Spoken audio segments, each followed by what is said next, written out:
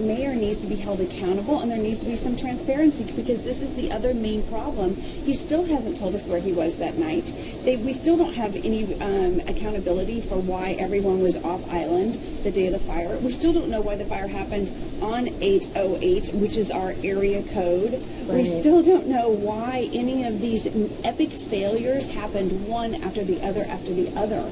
And without some explanation of those things, why would we trust that he's going to do anything now to help us? Okay, why do you think the police chief is still the police chief and the coroner till this day? Exactly. And he was responsible for the massacre in Las Vegas. How are all of these coincidences not being pointed out, and why aren't more people questioning it? As we talked about before, the outsiders are questioning it, and the inside people who are traumatized right now, they don't even have the capacity to question it, because they are in such pain and in such grief and so traumatized. They can't even look beyond their immediate situation where they've been devastated. So it's up to us. It's up to the people on the outside who can see the tragedy here, and we have to keep this story going, because over in the mainland, the story is dead. No one's even talking about it anymore, because they're all on to already to Israel and the tragedies that are happening there. But as these tragedies continue to unfold everywhere in the world, we are eventually going to be able to connect the dots, because they are all connected. These are all events that will eventually add up to the New World Order agenda, and everyone will begin to see it.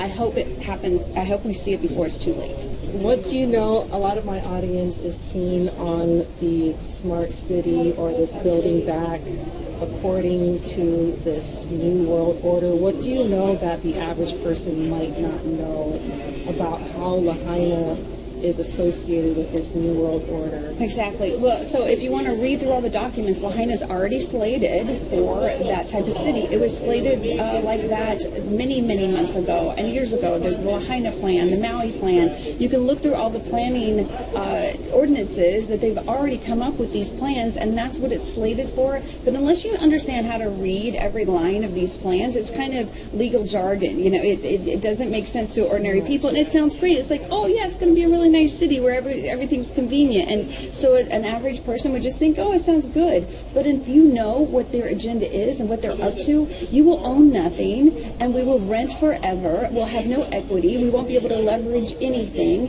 and they will control us. They'll control everything from our communication to our money. Every single piece of our life will be controlled. Okay, so looking at the map of Maui, it's a big piece of land. Lahaina is a small little sliver in relation to the island. It takes up maybe my fingertip, and Lahaina is one of the most sacred, important, and most valuable parts of the island. Do you think that is a main reason, or is there something else going on that Lahaina was targeted? So yes, it was the royal seat. As we know, Lahaina was the capital for the royal family, for the royal elite from the Hawaiian kingdom. Right. And so King Kamehameha had that as his summer home, and Queen Ka'anumanu also had that as her summer home. So it is a very, very sacred place for the Hawaiian kingdom. So perhaps that's part of what this is all about. But the other thing I wanted to say about Lahaina is that Hurricane Dora could not have been responsible for one little sliver of land being decimated, because all of that shore would have been affected by a hurricane. Right. So if you want to say that the hurricane took them out, that's fine if you want to believe that. But I live not very far away, and I didn't even remove my lanai patio furniture because the winds weren't that strong in my neighborhood. So it was so concentrated, so concentrated. I don't know how a hurricane can, pick a specific area to create those high winds like that. Yeah, I have a video coming up proving that certain technologies were targeted. So I've been working on it for a while. So hopefully everyone will see documentation, satellite imagery, and things like that. I didn't want to bring it up unless I had really solid evidence.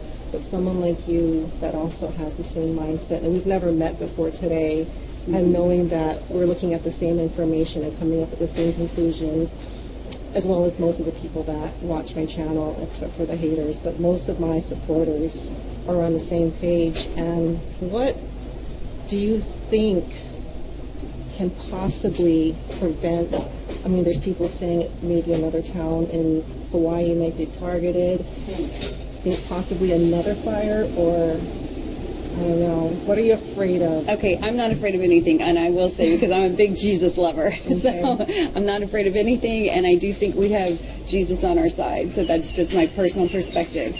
But that's also why we have to keep speaking up and keep standing up for our rights and for our Constitution. We cannot let the devil or the demons or the globalists, whatever you want to call them, the cabal, you can call them all kinds of names, but they cannot step on us, they cannot squash us, because we will always win as long as we stand up. The only way to lose is if we lay down and give up. So we have to keep speaking up and keep standing up for our constitutional rights, our state rights, and keep pushing back against the oligarchs who are trying to take over these islands. And yes, they will keep pushing.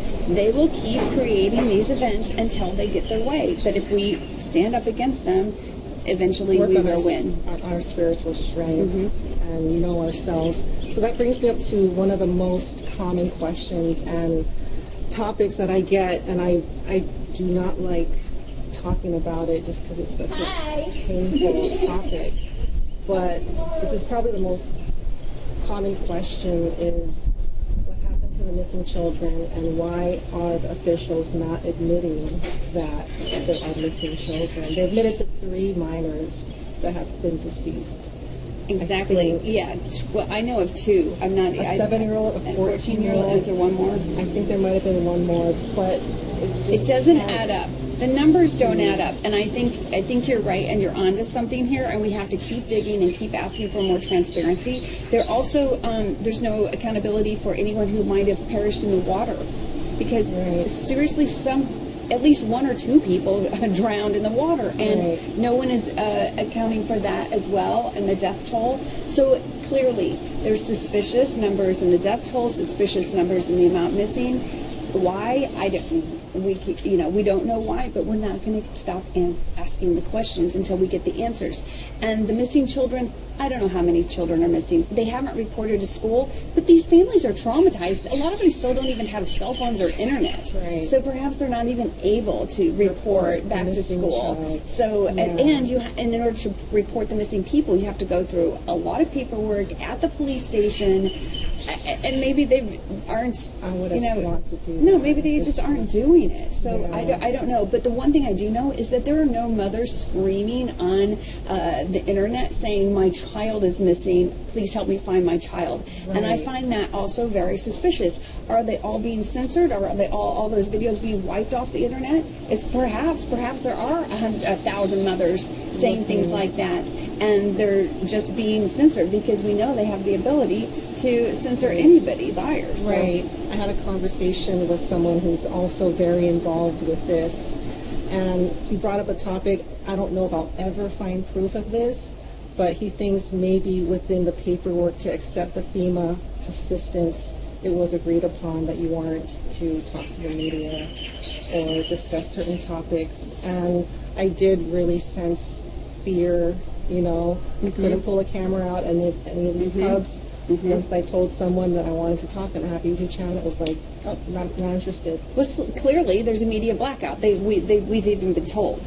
Media blackout. No media is able to go in and film. You can't film the fire zone. And that's against our First Amendment right. Absolutely against our rights for journalism and freedom of speech. And we know other journalists who have been taken out, threatened, and removed from the internet because of their coverage of this topic.